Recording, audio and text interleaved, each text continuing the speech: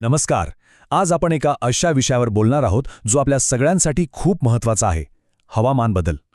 चला तर मग यावर जरा सविस्तरपणे नजर टाकूया आणि हे जागतिक आव्हान समजून घेऊया. फक्त एक आकडा 1.5°C. पण हा आकडा आपल्या ग्रहाच्या भविष्यासाठी सगळ्यात महत्त्वाचा ठरू शकतो असं म्हटलं जातं. पण असं का? काय आहे या आकड्यात इतकं खास? तर याच प्रश्नाचं उत्तर आपण आपल्या पहिल्या भागात शोधणार आहोत. हे 1.5°चं आव्हान नक्की आहे तरी काय, आणि ही मर्यादा इतकी महत्त्वाची का मानली जाते, हेच आपण समजून घेऊया. बरं, या सगळ्याच्या मुळाशी काय आहे तर ते आहे ग्रीनहाऊस वायूंचं उत्सर्जन. आता हे वायू काय करतात तर ते आपल्या पृथ्वीभोवती एका ब्लँकेटसारखं काम करतात. सूर्याची उष्णता आत तर येऊ देतात, पण तिला बाहेर जाऊ देत नाहीत. आणि यामुळेच हळूहळू आपल्या पृथ्वीचं तापमान वाढतंय.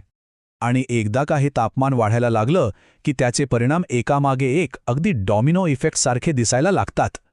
चला बघूया ही परिणामांची साखळी नक्की कशी आहे. आता हा आकडा बघा, +8 इंच. हे काय आहे? तर 1880 सालापासून आत्तापर्यंत समुद्राची पातळी सरासरी 8 इंचांनी वाढली आहे. यामागे 2 मुख्य कारणं आहेत. एक म्हणजे बर्फ वितळणं आणि दुसरं म्हणजे पाण्याचं तापमान वाढल्यामुळे होणारं प्रसरण.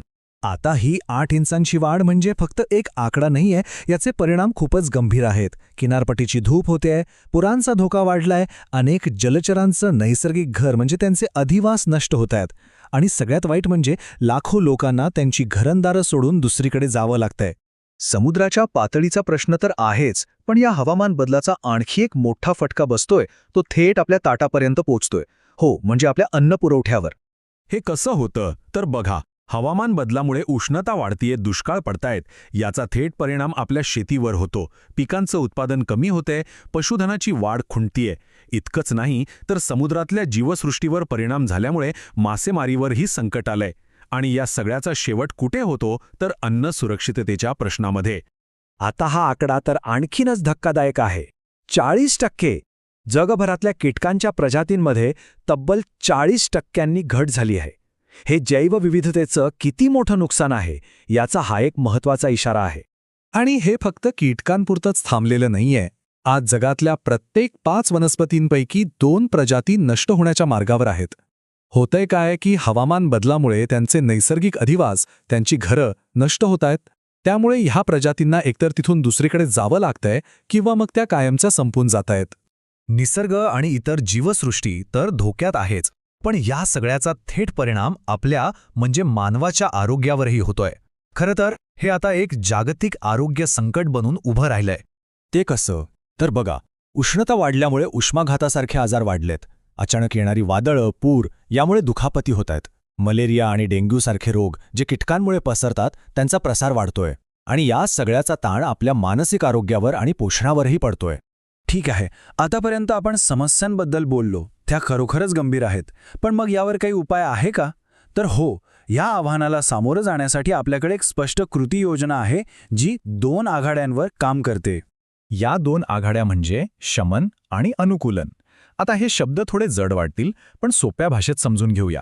शमन म्हणजे नळ बंद करणे, म्हणजे जी समस्या आहे तिच्या मुळावरच घाव घालणे, ग्रीनहाऊस वायूंचं उत्सर्जनच कमी करणे.